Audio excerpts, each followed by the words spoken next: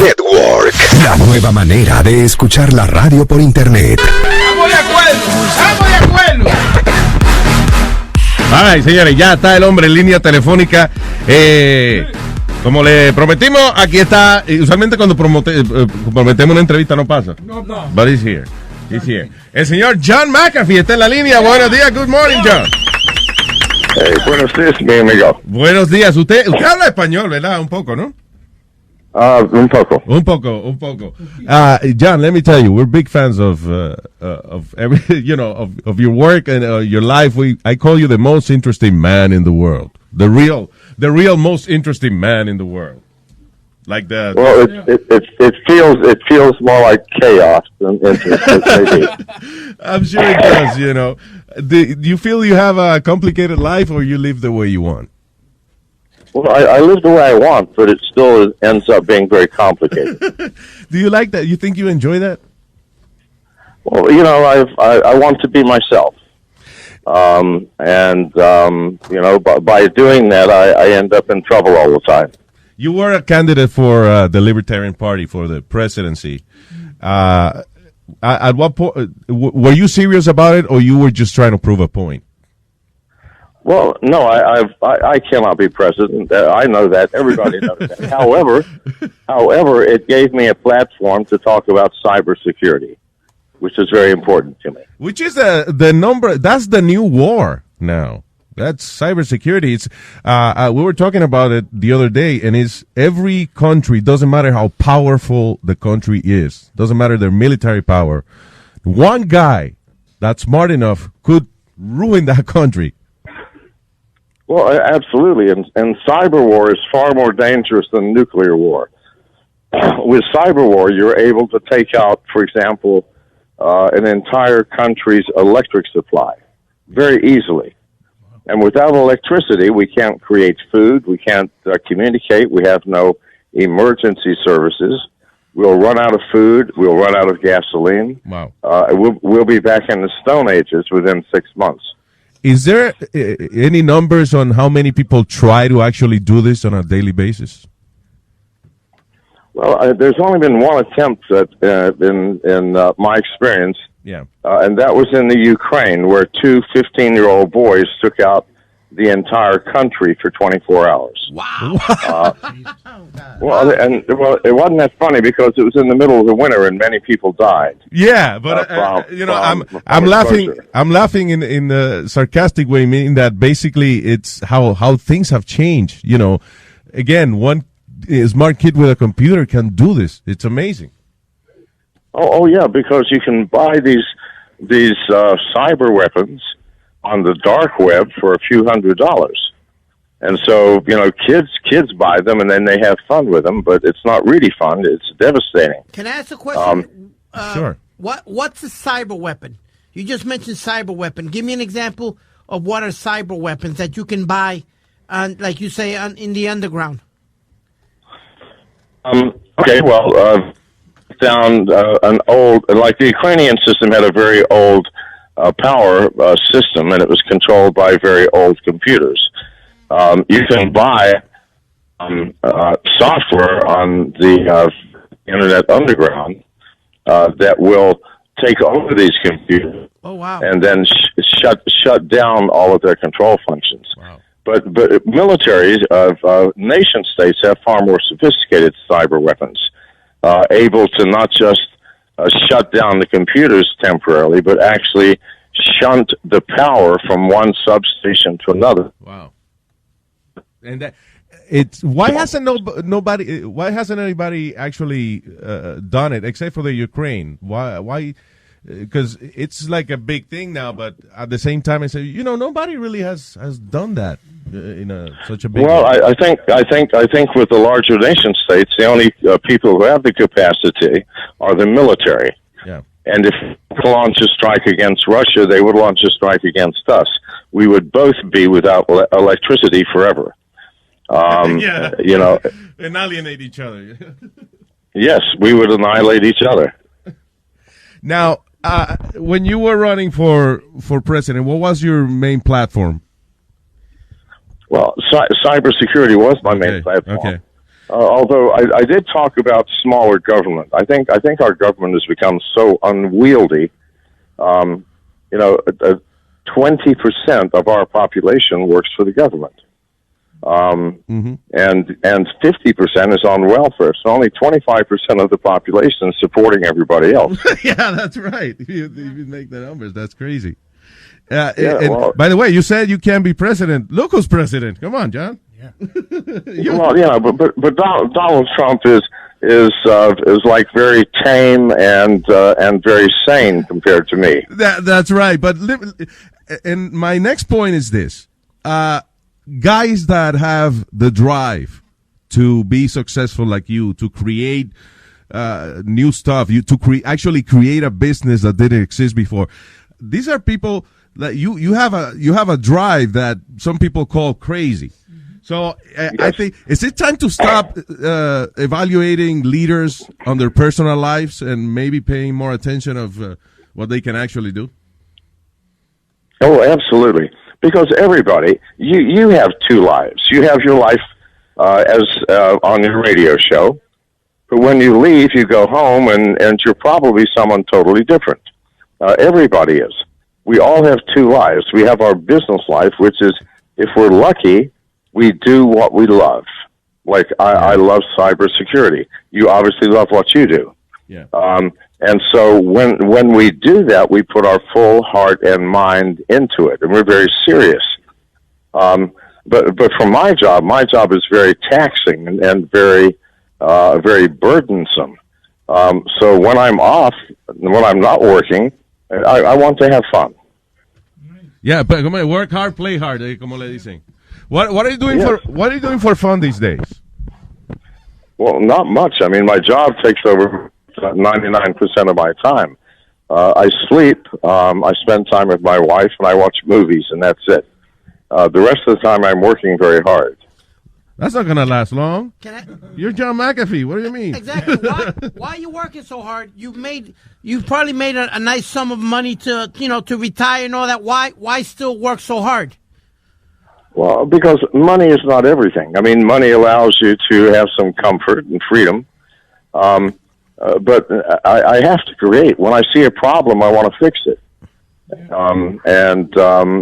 just what I've always done. So work is not about monetary rewards to you. It's about rewards for you for something that, you want to fix or something? Right. I mean, I'm 71 years old. I don't need a lot of money anymore. Yeah. But I do need to feel useful. And I do, at my age, I see things that younger people don't see that really scare me, and the younger people ignore.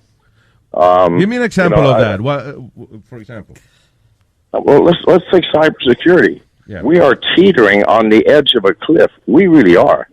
I mean, if you look last year, there wasn't a day that went by where a major hack somewhere in the world did not occur.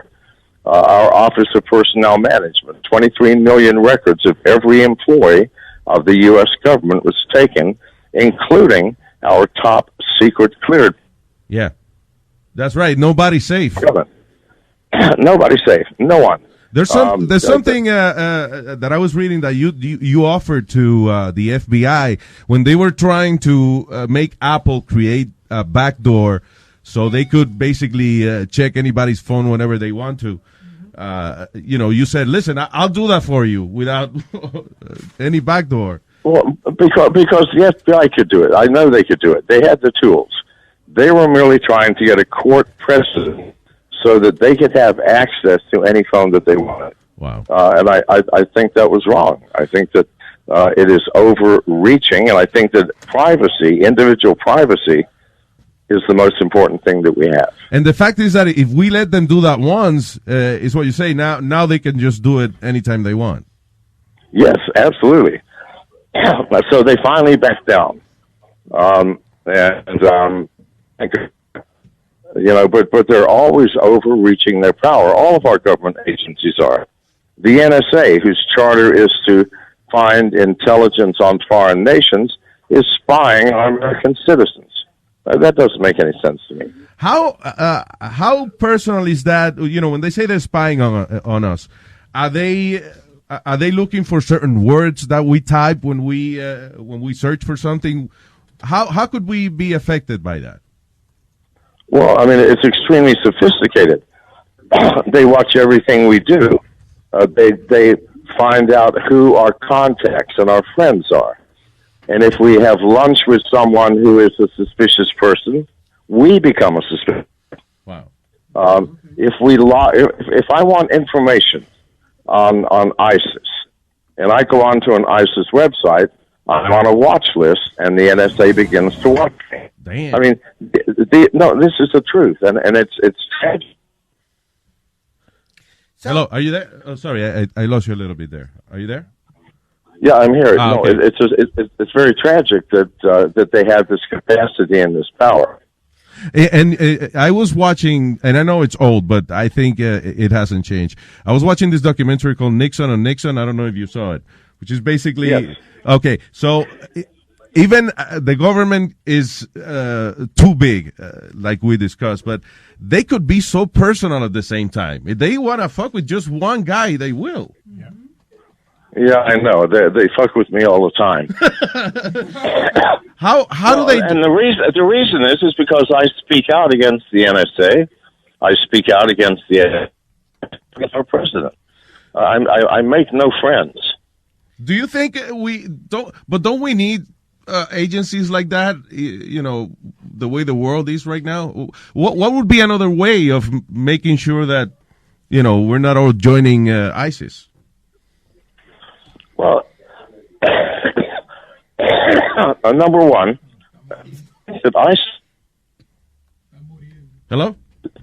It's ISIS is overblown. Yeah. We have, we have gangs here in America that kill more people a month than ISIS does in a year. Policemen kill people that are innocent more than ISIS kills people. I mean, we have bigger problems. And to use that as an excuse to spy on us is unconscionable. let me ask you this, John. When you say that they spy on us and all that, how come nobody has stepped up to catch all these pedophiles? If they give you a red light for looking at certain websites, why don't they give a red light to all these pedophiles and all these guys? Since you say they're looking over us and they can see us, all these pedophiles and all these wild guys at wild websites. What happens that they don't get captured or NES or whatever you say doesn't do anything? With pedophiles? The NSA. Go ahead. Sorry. Of a national security risk. Yeah. Oh, okay. They don't see that as a national security risk. That's correct. It's insane, isn't it? It really is, because the way you mention it, they could spy on everything we do, yet they won't do anything about these guys. And it's also the legal loopholes and all that shit, because I remember a couple of years ago, I don't remember who it was, they created this robot child that was it was basically a computer, and it was a graphic image, but it was so real that pedophiles thought this was a 5-year-old girl from I think it was Thailand or Philippines, something like that. And it was actually a robot, right? And they were able to identify thousands of pedophiles, but they could only prosecute one of these guys. And the reason is that the legal loophole, starting with the fact that they were not talking to a real child. They were talking to a computer program. Yes. It's crazy. It's crazy. I'm losing you a little bit, John. I said if the NSA would put its attention to the real problems, which are crime, murder, rape, burglaries, robberies, beatings, we'd have a much better society. Yeah, and also stop putting people for marijuana in jail. That would be another good thing. For me, just stop putting people in jail for any kind of drugs. I mean, think about it. If you are addicted to heroin is its own punishment. Yeah. You don't need to punish someone more. The government actually gives heroin addicts another form of heroin, because that's what methadone is. That's good. Yeah, yeah. Sorry, I don't know why. Is it us or is it you? Because I'm like losing him a little bit. Yeah. I beg your pardon. Oh, sorry. I just couldn't hear you. It cut off a little bit your phone there for a second. My apology. No, that's all right, man. Hey, it's probably the fucking NSA fucking with us. By the way, John, you're a very funny guy, but our producer got all confused by your humor. I thought I said maybe it's too intellectual for you, but because I guess he asked you what topics you want to discuss. And yes, he did. You sent a really funny list of topics, and I was laughing. But my producer Carlos. He was just really serious. Man, that's all he wants to talk about. I'm like, no, man. He's telling you he wants to talk about anything. I thought it would be obviously a joke. Well, scientific evidence about whether Scotsmen what they wear under their kilts. I mean, although or how to distinguish a legitimate Bangkok prostitute from a girly boy. I mean, and by the way, surely out of that list, that's a good one. Yeah, those are my two favorites. Can you answer those two, please? Well, I wish I could. You get. Hello. Oh, then you cut off again, man. Damn it. No, I said in Bangkok you cannot tell the difference until you get them home. I guess my answer would be, how do you distinguish legitimate prostitutes from girly boys? And the answer would be, why would you want to? I guess, I don't know. Well, it depends on your preferences. They're hot as hell. I'm not gay, but have you seen some of those girly boys? They look awesome until they take their. Yeah, you should go onto the web and actually look at the pictures. It will scare you how beautiful they are. Yeah, man. Talking about that, an interesting thing is that everyone's talking about the dark web. Have you visited the famous dark web?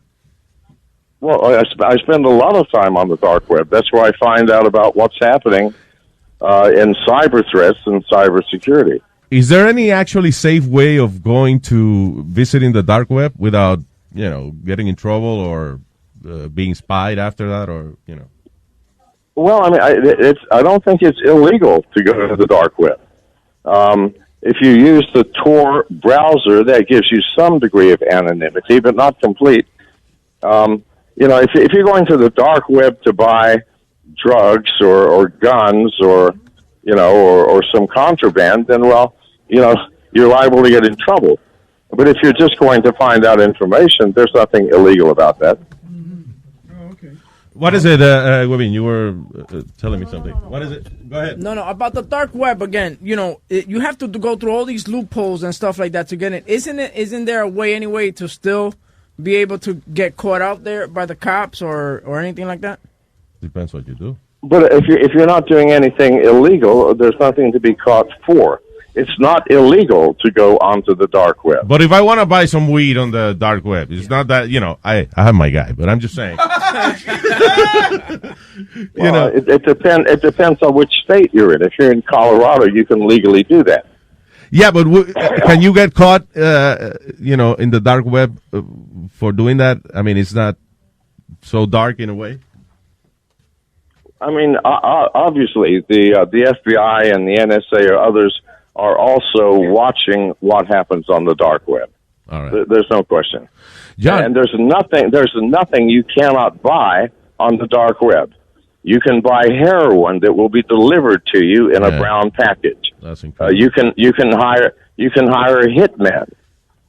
Anything in the world is on the dark web. How does this at this point in life that we have so much technology, how does this continue to happen though? How can you just bluntly, let's put it bluntly, buy drugs and buy whatever the hell you want and not get caught? How does this happen? You have your systems of security. Everybody has different systems of securities. They don't even use real money. They use Bitcoin. They use Bitcoins, and they also use a Tor browser, which hides your identity and your location, more or less. Yeah. I mean, the FBI, if they wanted to spend a few months, they could trace it back, but it's very difficult. Yeah. Now, talking about your life, did you produce a documentary after, last year or something like that, or it's in the works? Well, Spike TV is coming out with a 6-part miniseries in the spring of next year. Did you? Go ahead. Did you like that Gringo documentary that was? Where is that? Where did they? Was it Showtime? No. I did not. And I did not cooperate with them at all. I cooperated with Spike TV, and also Warner Brothers is putting out a movie next year, and I'm cooperating with a screenwriter. All right. I was going to ask you about that. A movie about your life. That'd be awesome. Cool. Absolutely. Who's playing you? Well, we don't know yet, but you're not going to believe it. It's going to be a comedy. Well, I guess it's got to have some humor, but you know. Well, why not? Why not? Why not? It is, and I think it's a good way of telling your life without making it too dark or whatever. But still, I think it's you. If anyone deserves a movie, it's you. Well, you know, I'll be happy to see it. Now, in this, and I'm actually the Spike miniseries is also going to be quite good. That was directed by a good friend of mine, Billy Corbin. He's an award-winning director. He directed Cocaine Cowboys. Oh yeah, yeah. Everybody loves him. And he lived with me for a year. All right, just to be able to produce this 6-part documentary. Right. Well, it's actually 6 hours. It's 6 1-hour parts. That's awesome. Now, this other filmmaker that did the other documentary, the Showtime documentary, at the beginning you were kind of, cooperating with her, right? What? Never. I was never cooperating. That was her story. Oh, okay. It was produced by a guy named Jeff Wise, who has been an enemy of mine for 10 years. I do not know why. He just does not like me. He's written about 25 very negative articles about me and this one movie. Have you ever confronted a guy like that in person? Like, okay, listen, fucker, I'm in front of you now. What do you have to say? Yeah, no, I haven't. I don't know. If somebody had it against me like that, I would at least throw a rock in their house, in their windows or something. You know what I'm saying? Like, yeah. I guess it's not the smart way. It may have been because I slept with his wife. I'm not sure. That'll do it. Men get very upset at that sometimes. I don't know why. She was, number one, she was not very pretty, and it was not much fun. So I do not know why he would be upset. I'm not going to ask about anything, legal or whatever, but the one thing that caught my attention on that documentary was what they call the scat sex, in which you supposedly paid these girls to shit in your mouth. Is that? Well, none of this stuff is true. If you look at some of my responses, okay, all of those people were paid by Showtime to create a story, every single one of them. And afterwards, they went on video and signed sworn statements. So, did you take any legal action against Showtime? Well, I'm not, but my company is suing for $500 million. Oh, wow. Damn. That'll shut them up. Yeah. Nice.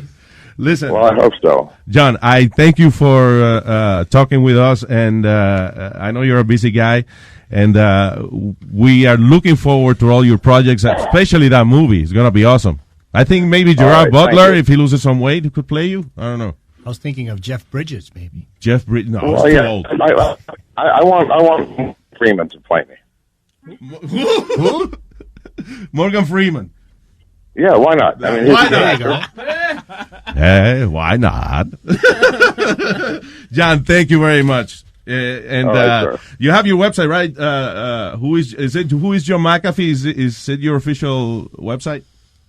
Yes, it is. All right. Thank you, John. I appreciate this conversation. John McAfee, señoras y señores. Gracias. By the way, did he answer the question about the bank card hookers and all that? Yeah. I just want to make sure. No, he says it's better just go for it. Don't find out. Okay, good. All right. Well, I mean, the best thing to do is just ask them to undress before you take them home and then make a decision. Exactly. Thank you, John. All right, John, thank you. Have a great day, brother. Luis Network, la nueva manera de escuchar la radio por internet.